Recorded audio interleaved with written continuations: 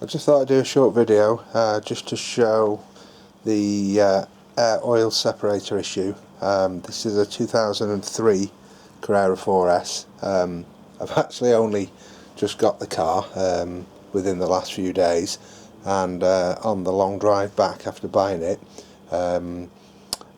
it developed an issue. Well, I say developed. The issue with the AOS, the air oil separator, came to a head the day after I'd got it. I think it's been failing, and I believe there is a diaphragm inside, and when it does actually fail, it obviously the symptoms become a lot worse. So what I'm going to do is I'm going to start the car, and just to show what happens when it's actually failed. I believe it was, like say, failing when I was driving back, even though the weather was extremely wet and then a lot of spray. I was aware that I was getting flashed by people every so often, which I now believe that I was letting out puffs of smoke at various points. When it eventually did let go, and I believe the diaphragm failed, it created the smoke bomb, which I've since read about, which is basically like a James Bond-esque smoke screen out the back of the car, which caused me to panic severely, thinking that maybe the engine had grenaded, and then after doing some reading that night, was very relieved to realise that it's actually the air oil separator, I think, that's actually properly let go.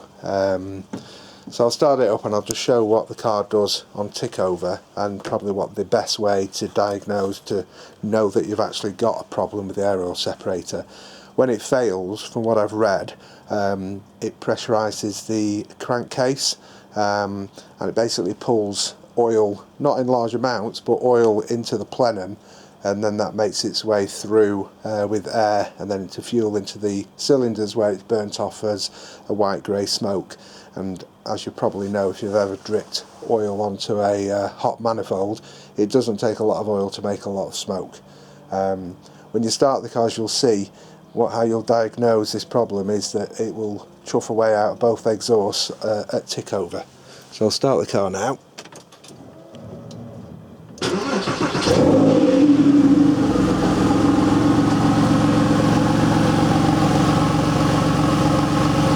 as you'll see,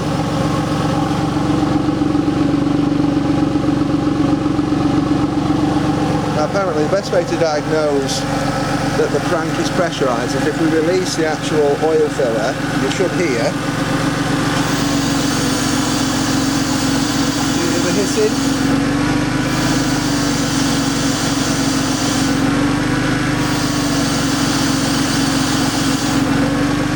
So that shows that the actual crankcase is there's a vacuum now.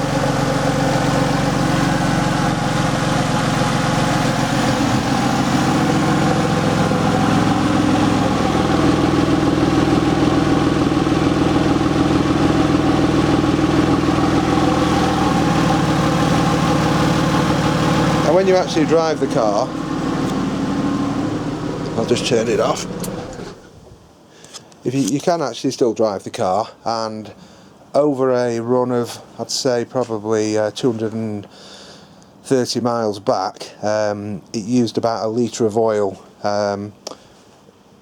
over that period from being full, because I checked the oil when I set off. From talking to, I spoke to somebody at is it 911 Design or Design 911? I can't remember which way around it is. And one of the mechanics said, you know, that you wouldn't use the car on a regular basis, but it's perfectly okay to drive it short distances.